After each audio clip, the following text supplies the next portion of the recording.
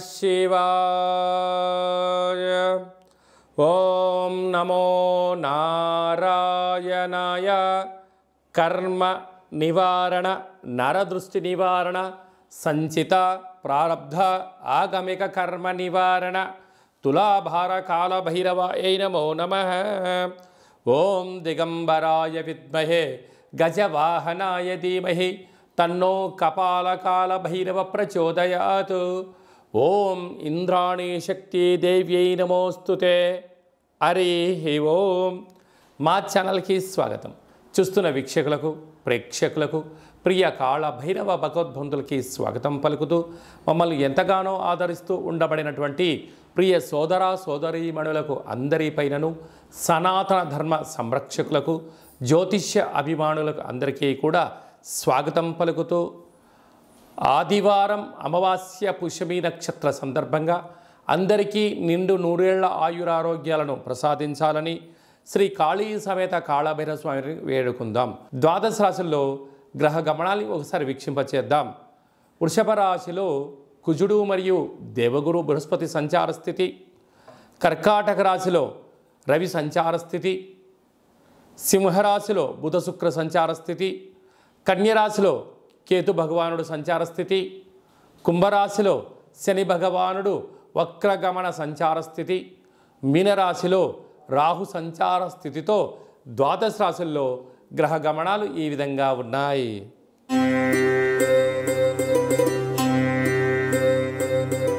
మేషరాశి వారు కాలామావాస్య ఆదివారం అమావాస్య అనురాధ నక్షత్ర సందర్భంగా ఎలాంటి విధులు పాటించాలో ఈ వీడియోలో సవివరంగా సంపూర్ణంగా తెలుసుకుందాం. మేషరాశిలో ఏ నక్షత్రాలు వస్తాయనగా అశ్విని నక్షత్రంలోని 4 పాదాలు, భరణీ నక్షత్రంలోని 4 పాదాలు, కృతికా నక్షత్రంలోని 1 పాదం కలిపితే మేషరాశి.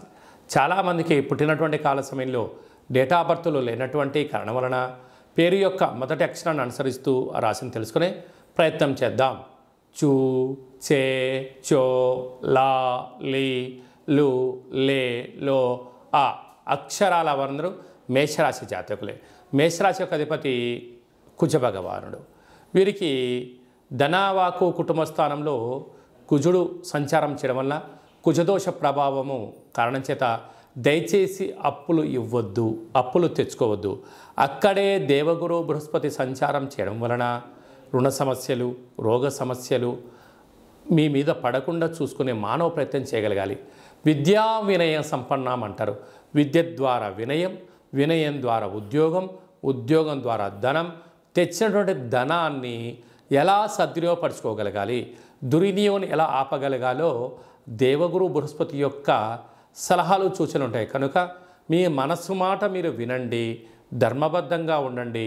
రుణ సమస్యలు, రోగ సమస్యలకు అనవసరంగా ఖర్చులు పెట్టుకోకుండా ఉండే మానవ ప్రయత్నం చేయగలరు.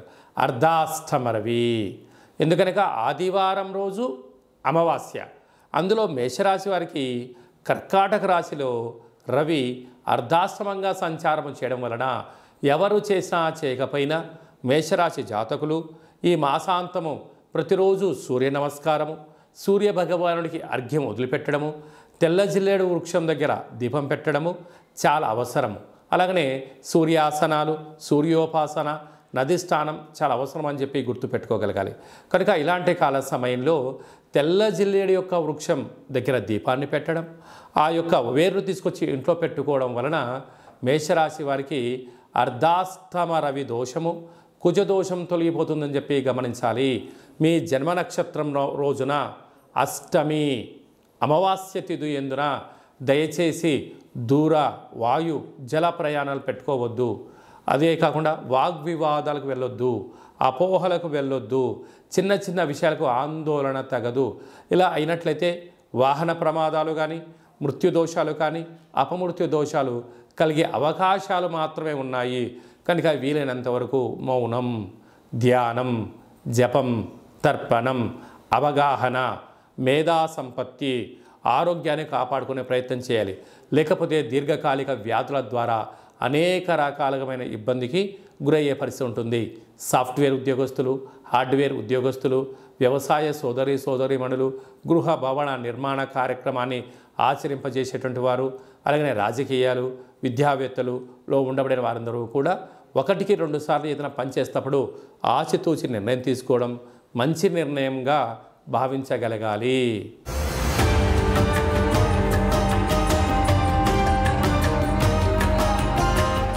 కంచు మోగినట్టు కనకమ్ము మోగదు గదరా సుమతి అని చెప్పి మనకు సుమతి శతకంలో చెప్పడం జరుగుతుంటుంది. రాసులు 12 ఎలా ఉంటాయో 12ని అచ్చు వేయడం జరుగుతుంటుంది. పూజ చేసిన తదనంతరము ఈ యొక్క పాత్రను ఇలా ఎడమ చేతో పట్టుకొని కుడి చేతో ఈ కరసాహం తీసుకొని ఇలా చిన్నగా శబ్దం చేసినట్లయితే ఓంకార శబ్దం రావడం జరుగుతుంటుంది.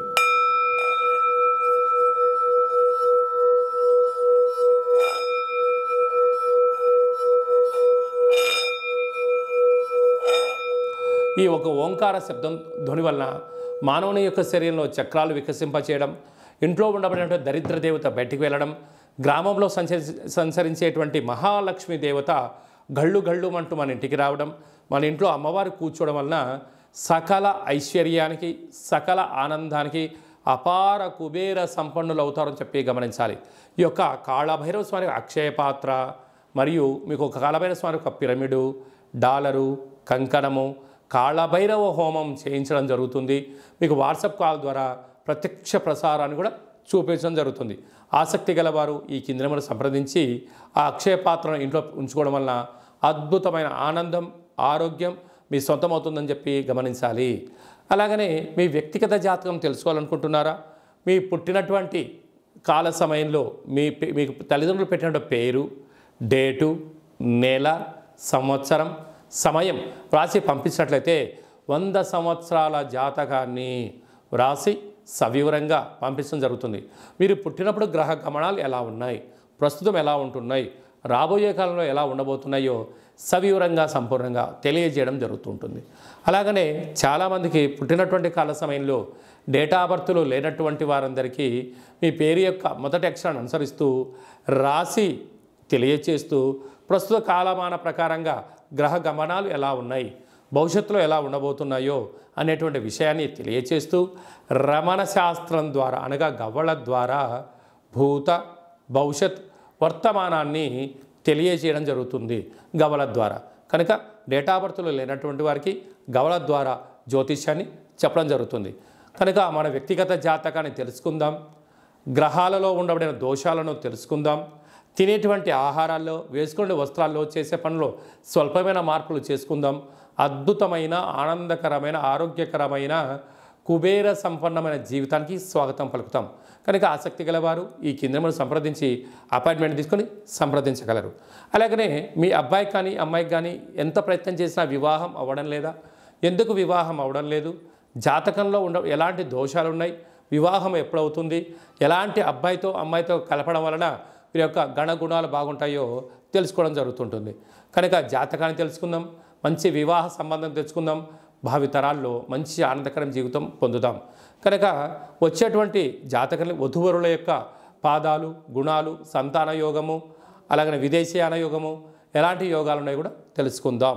అలాగే మీ అబ్బాయికి కానీ అమ్మాయికి కానీ చిన్నపిల్లలు పుట్టినట్లయితే ఏ మాసంలో పుట్టితే ఎలాంటి పేర్లు పెట్టుకోవాలి, నక్షత్రంలో ఉన్న విశిష్టత ఎంతో కూడా తెలియజేయడం జరుగుతుంటుంది. ఈ యొక్క మాసంలో పుట్టినట్టు రోజు వారందరికీ కూడా, అలాగే వివాహ వార్షికోత్సవం చేసుకుంటున్న వారందరికీ కూడా మన యొక్క దేవాలయంలో ప్రత్యేకంగా కాళభైరవ హోమం చేయించడం జరుగుతుంటుంది. అలాగనే ప్రసాదం కూడా మీకు పంపించడం జరుగుతుంది. మనమందరము కూడా కలియుగ కాలంలో కాళభైరవ స్వామికి స్మరణ చేద్దాం, కష్టాలకు స్వస్తి పలుకుదాం, ఐశ్వర్యానికి స్వాగతం పలుకుతాం.